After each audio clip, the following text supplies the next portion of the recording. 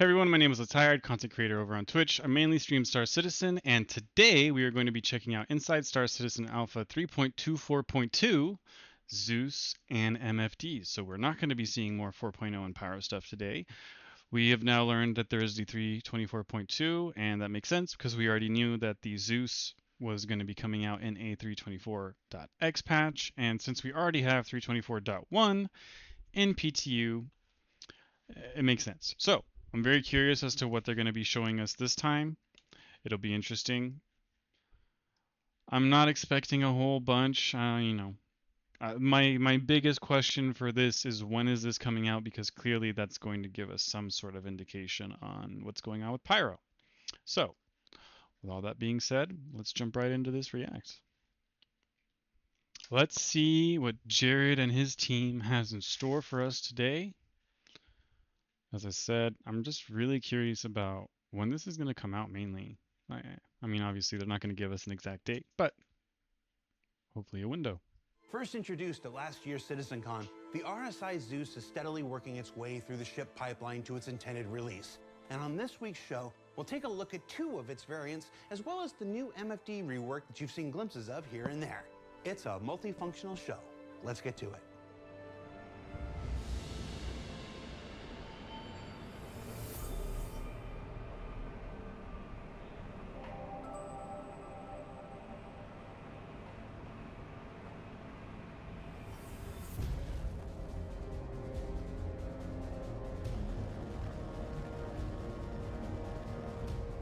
The RSI Zeus Mark II is a reimagining of the original RSI Zeus. The Zeus was the first mass-made human exploration ship that was capable of doing quantum travel. We didn't want to just make the Zeus again. We wanted to kind of pay homage to what made the Zeus important, what made it iconic back then. We wanted to kind of give that an update and kind of bring it up to modern day visuals and make sure it really feels RSI. It's RSI style, but we feel it's almost a improvement upon the style. It's sort of an evolution of the style. And so players will appreciate the consistency with other RSI ships, but you can see the technological advancement of RSI. So, okay, this ship obviously is getting more and more detailed every time we see it, which is pretty cool. I'm not incredibly excited for the Zeus. I would have been more excited in getting the Zeus Mark I as like a classic ship, to be honest. I would have thought that to be a bit more badass. But yeah, it's a Zeus. It's an RSI. It's kind of cool. The MR, though, you're right, Bear, is probably going to be the coolest one. The cargo will be dope, but...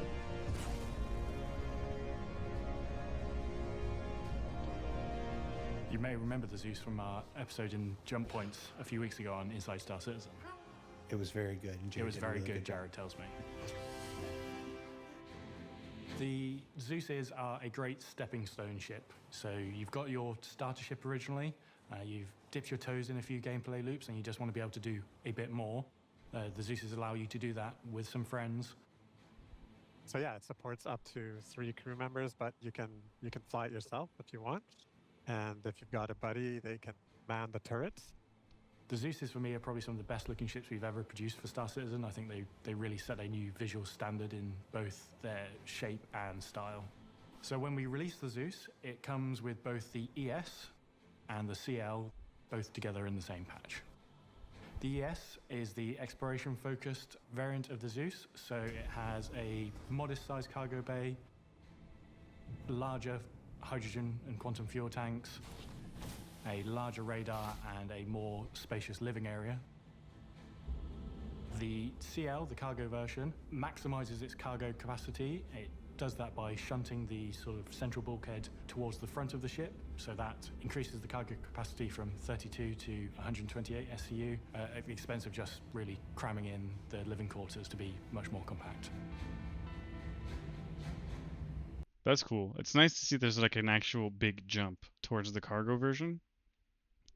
I mean, some of them have it, but like for example, I'll use the constellations, like between an Andromeda and a Taurus, there's like double the SCU space on a Taurus compared to the Andromeda, but it's also a much longer ship, and feels slower. These are cool because it's the same size, they're just maximizing the space available to them inside. So I'm cool. I'm down with that. I like it. The exterior of the Zeus ES has got that very kind of iconic RSI arrowhead shape. We tried to stick to what was like the homage that the concept made of the first Zeus. It keeps the kind of central fuselage. You've got this big kind of central mass with these lovely kind of quite fast and aggressive looking wings. And they kind of just help to make it feel quite aggressive and quite sharp, which I think builds on what RSI as a brand are kind of really about. The big details on the flat surfaces, the mix of materials, I think is very well balanced. I'm still a massive fan of the underside. Undersides of our ships sometimes get a little bit underlooked or overlooked. Yeah, but I think the underside, the belly, originally the plan was for it to be kind of completely smooth and completely all one surface, but as we started to work it up, the artists that were working on it were kind of like, oh yeah, can we add a little bit of recesses, can we add a little bit of relief into this shape, just to kind of help build on the believability, and I think it was a real success. So weaponry-wise, across all of them, the pilot has access to twin size 4 guns. Enemy down. And the side seats have access to the remote turrets. That's kind of cool. Actually, that feels like it's done better than most. What's up, Zero, and what's up, Run? How you doing? Welcome in, everybody. New giveaway started. Make sure you guys get in on that. When we look at the difference between the ES and the cargo, with the cargo we wanted to add a little bit more structure and believability into the exterior of the ship. This is supposed to carry a lot more weight, so we wanted to kind of bulk up the main structural points. So we've got some large additional bracing down the center. And then the other thing that a cargo version is going to require is some additional thrust. So we want to kind of bulk up the main thrusters at the rear that allow you to kind of take off. And those kind of downward pointing thrusters have grown in size and add to that believability that this vehicle can lift a bit more weight than the base version. That I like. They're paying attention to details now that give you more believability as to what that ship can accomplish. I hope the performance goes with it.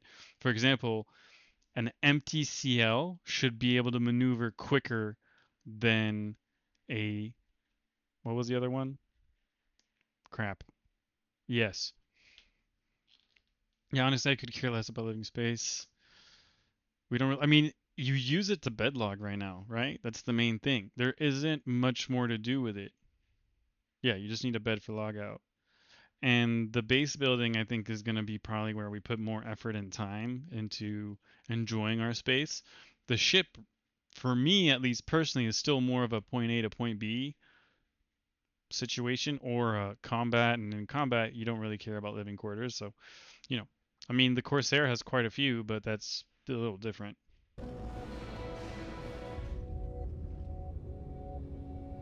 So if we start at the front of the ship, it's quite a tight space. One of the things that we kind of really realized early on with the vehicle is that we crammed a lot of stuff into the space that we had to play with.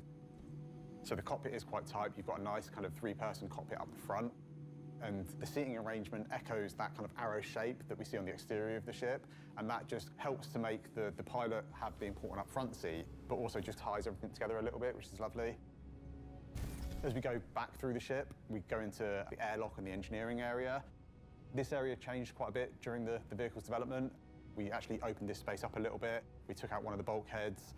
One of the things we realized as we kind of got into production was that there was maybe a few too many doors. This really was the ideal place to kind of remove one of those and open that area up a little bit. So we've got this engineering section that has the kind of main docking collar and also has the ladder exit. So we've got our kind of 2 front exits on the vehicle.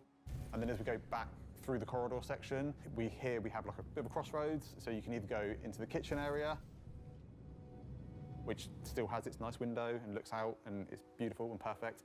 Or on the right, we've got the habitation area where we've got 3 beds, toilet. A nice little... Right now we are looking at the Zeus, and it's pretty sexy. It's another ship. I'm not going to get too excited about it, but there was one thing that Zero and I mentioned earlier was it's nice to see them maximizing the space within ships for different variants instead of just making it bigger or smaller. And That's cool. That is cool. Little seating area, lockers, and everything you need really in terms of a hab. Get out, get out, get out.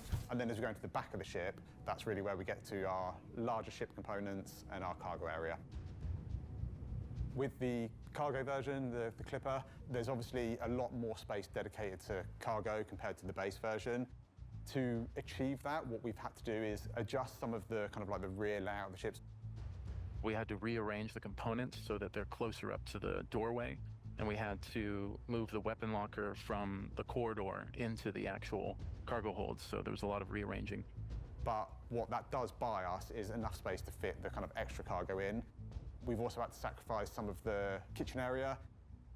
In the habitation, you lose the sofa and the nice seating area, but on the positive, we get much more cargo space, which for kind of a dedicated cargo ship is the most important thing. You'll notice that on the floor, there'll be blue trimming exactly where the player can place cargo. It'll be a lot easier for the player to know where you can access the components versus where you can place cargo on the sides. I think I would go with the CL too, just because it's got a nice amount of cargo space. That 120 range is actually kind of nice, especially if you're doing stuff like gold or Terranite or, you know, stuff like that, or if you're just using it to move around your everything you've mined, or for a quick support ship for salvage. You know, I feel like naturally this game is going to push players towards bigger and bigger ships, and the reason why I say that is because payouts are terrible in this game. They're terrible, and what's the point of running a medium-sized ship when you're going to be just grinding your ass off for that C2 right off the bat? Let's be honest. I mean, and that's going to be most people's recommendations.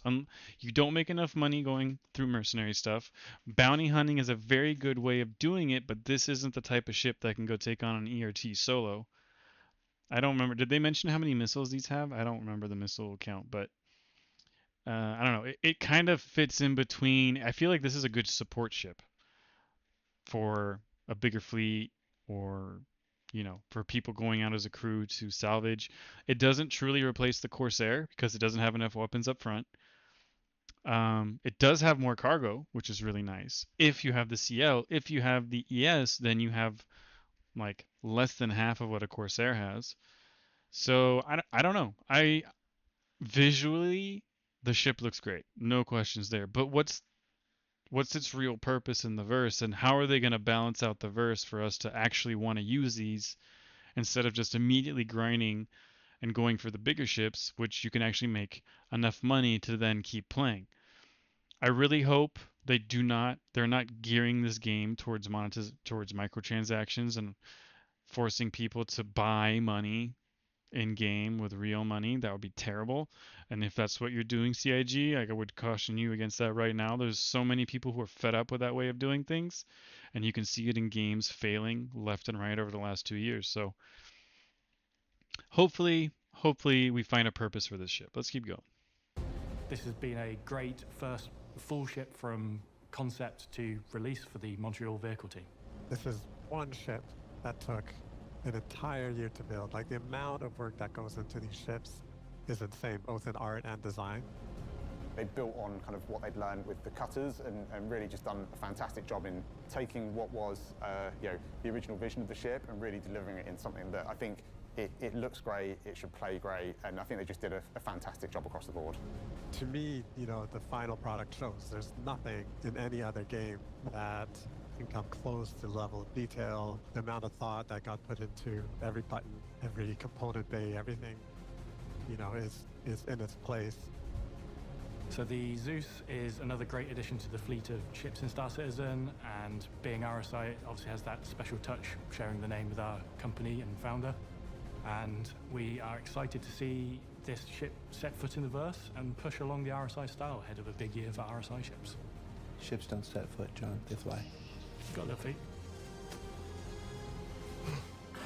Just being argumentative. So, okay, yeah. I mean, we're not learning too much still, but I mean, they look great. It's impressive. It's interesting to hear how much time it takes them to build these ships. And then, I know we've had this conversation before, but you really got to wonder, like, Actually, no. As I was about to ask the question, I answered it for myself. I was going to say, is it really that helpful for you guys to spend this much time designing ships? And the answer is yes, absolutely, because look at how much freaking money they've made. So it's justified. It does look like a squished Pisces. You mean an extended Pisces? What's up, Puzzle? This isn't big enough to C1, so it's a daily driver, especially. So yeah, exactly. And I hadn't even mentioned the C1 or the C series, or the 1 series from Crusader, because that's its direct competitor, right? If we're being honest, is a C1, an E1, an A1. Just smushed it. Well, it's based off the Mark 1 Zeus, which was the first mass-produced ship with a quantum drive in the verse. So once you see that design again, it'll make sense. Ooh, now we're going into new MFDs. Perfect ship in my opinion, not expensive, compact, nice cargo space, no need to cut out the lever and sell it to buy another ship. Yeah. I see, the thing is, I think it's really cool. I think the way they're doing the multi-crew in it makes a lot more sense. But, and I mentioned this earlier, my biggest problem is not necessarily with the ship, it's just with Star Citizen in general. Medium ships aren't lucrative enough right now as a way of, making money, unless you're finding a way to just go after Weevil eggs, right? Which is really hard, and you're running bounties, but this isn't even a solo bounty ship unless you have a crew, because it doesn't have the same, firepower as a Corsair or an Andromeda. It's just a little bit smaller than that and less powerful. I think a multi-crew this ship can do well, but my thing is right now the payouts need to increase to the point where every size or class of ship is viable. And yes, I understand that you shouldn't be making as much money in a C1 or a Zeus CL compared to a C2 or a Hull C or E or D. Absolutely, or D or E, but there's just not enough money being made right now in game. You should be making something, right? And like making 10 to 20k per mission really sucks, because you get any kind of damage, you've lost all that money. It's gone. Like you lose a single weapon, and that's thousands in replacement. Yes, it comes with an armor set, and it comes with one paint, and then I'm adding a second paint on top of it, which I need to add a picture of the second paint. I will do that. And then 20k, but then now the other thing is, yes, there are bonuses. So if you're a higher tier, you will get that bonus, but still, it's not enough. An extra 10, 15%, that's not enough. We're just not making enough money right now in game. I guess my ship will mysteriously blow up. And that's the thing, yeah, then all of a sudden you're going to be making insurance claims, and there's going to be tons of insurance fraud when you think about it. This game is encouraging insurance fraud. I'm just saying. All right, let's see what they have to say about MFDs. This looks actually kind of cool. So cargo is getting fixed, and apparently 324.1 is much more stable and it's doing pretty well in PTU. So they're talking about that being a live candidate. So we'll see. But let's continue and see what they have to show us with MFDs. The MFDs and the ship HUD and the PU, it's old. And the actual UI itself is very small. One color, they're all in one color. Text is too small to read. It's very samey, right? It has a bunch of stuff on it that you don't really use. Not very new user-friendly. Any user-friendly. Yeah, any user-friendly. It was good You tell them, Jared. You give them crap. Go, Jared. for its time. It did the job. It got us where we are today. But it's time for something new, and that's what we're going to talk about. The reason why we're doing this now is because we had a lot of time during the development of Squadron to create an expandable and a more robust system for MFDs. We have a bunch of super nice MFDs ready for Squadron, and now we're moving them over to Star Citizen. It's also really good to bring it over now because we've got the new resource network system, so we need to have the MFDs here to support that new gameplay. Initial. Okay, this already looking very clean, maybe a bit more simplistic, but that's not a bad thing at all. Yo, como estaba Kobayashi. And there you go, Hybrid. Make sure you get in and get as many points as you can. But yeah, this looks clearer, a bit more simple, less clutter, easier to understand and quickly glance at. Yeah, exactly. What's up, Tosca? How you doing? And so far I'm interested. And you can read it. Yeah, no, even better, because that's kind of what you need from a monitor. So all right, let's see what else. Release, there'll be 5 visual styles to the MFDs and the HUDs. There's Aegis. It's very militaristic and it's very sleek. Anvil is great. I love the green color of Anvil. It feels a lot more like an F-16 cockpit. Drake. Okay, I'm immediately loving the different colors and layout for every single manufacturer. Yes, that makes a ton of sense. That'll definitely help with the immersion. I'm all for that. All for that. I'm super down with this. Is my favorite. It's retro and Blade Runner and CRTs. There's Argo. It really feels like a piece of industrial equipment, which is what the brand is going for. And there's the generic style that will support all the other ship manufacturers for the time being. For this release, the MFDs are getting 9 different views. Oh, how many is that even? Well, let's go through it. We'll start with self-status. Self-status includes all of the critical information about your ship dependent on your current operator mode. So you'll have your ammo numbers in guns mode, you'll have your missile arming in missile mode, and your fuel readouts in quantum mode. I'm starting to understand why they're sticking to their guns on master modes a little more now. But this is not that important. More importantly, the feel and how we fly matters way more than the aesthetics of what it looks like when you're switching between modes.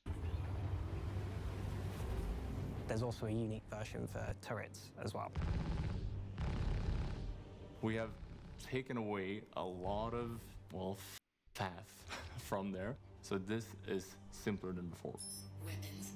It's more condensed and it links into the new systems that have been developed in terms of vehicle features. For example, it shows your updated gimbal modes,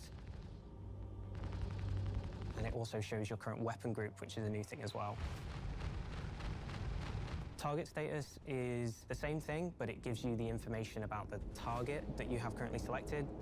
It's mostly going to be, for a lot of players, the ship holo. You're going to want to see, am I dealing some damage or not? You will also have the emissions, so you know what missile to use against them. And you will see their names, so you know that you're not shooting the wrong person. It's not as much information, because obviously, if you want to see how much ammo they've got, you've got to scan them. But it will show you their health, it will show you their faction, it will show you... I'm going to call shenanigans on this one, because we all know that scanning works when it feels like it, right? And that sounds like a great system, but unless your servers are able to handle it, scanning sucks right now, right? And I know people have found it better, but for me personally, it's just as bad as it has been for the last, I don't know how many patches. Their velocity. Weapon config is entirely new. It links into the new weapon grouping system, so it will list out every single weapon on your ship. The ammo that you have, they'll light up if they're selected, and also it allows you to assign them to one of 4 custom groups, so you can have any combination of weapons that you want firing at the same time, and it makes it easy to see which group of weapons you're firing.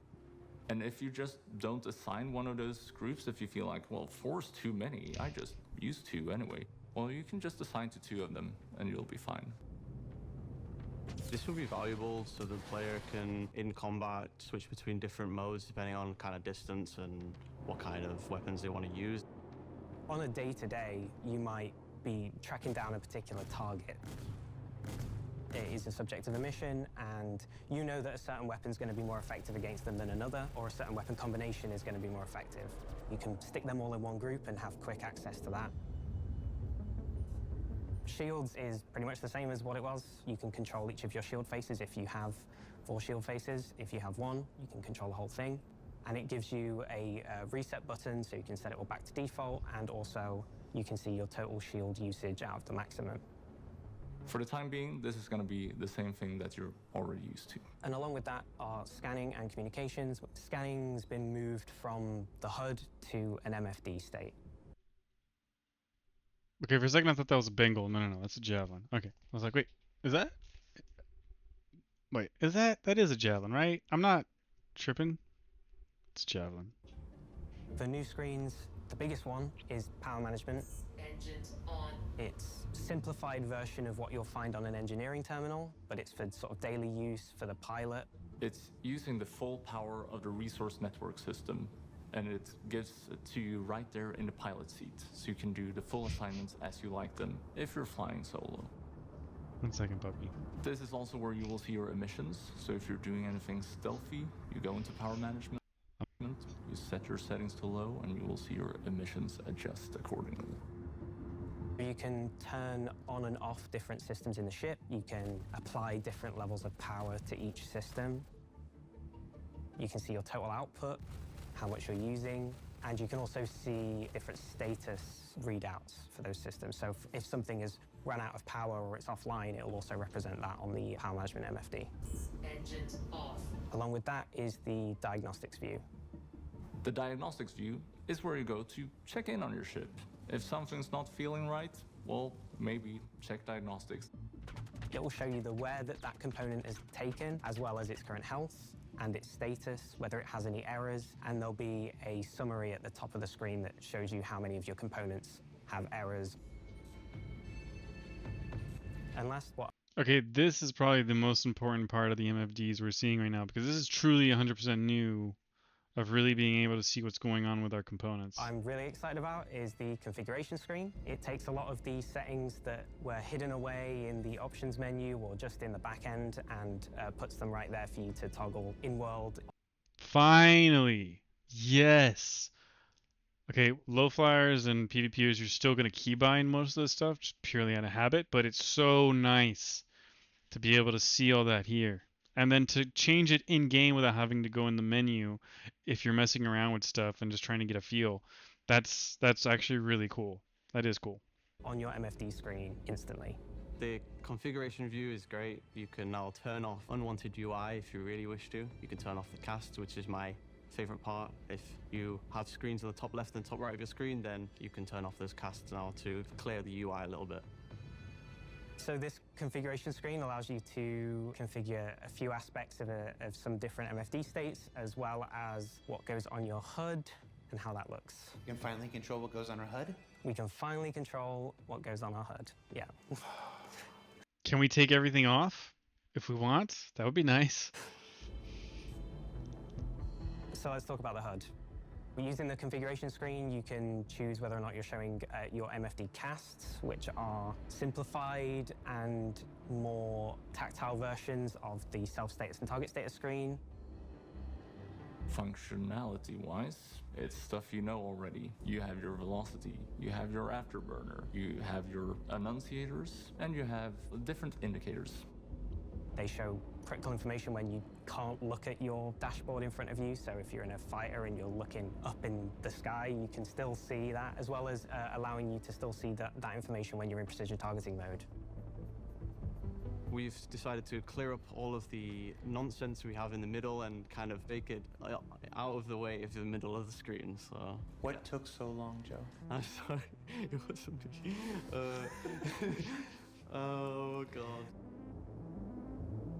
We've also done a little bit of work making the radar and the HUD feel more diegetic and making it look like it actually exists in the cockpit with grounding effects and emission rate origin points as well. It all just feels so much better. It feels real. So with this new ship and vehicle HUD, it's just going to be a clearer experience overall. It's going to be clearer in the sense that you don't have stuff in your face all the time. It's going to be clearer in the sense that you can actually read the UI. So I think you'll be very happy with it. It's going to be such a nice thing to just be out in space and be able to see space, right? So what did we learn this week?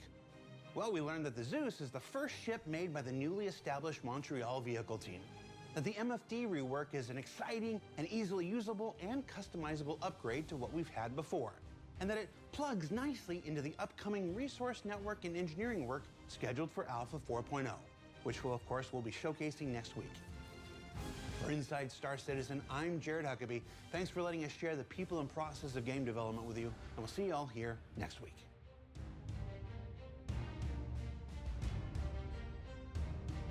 Okay, first of all, I'm never happy when I don't get my fundings at the end of an episode. Jared, looking at you.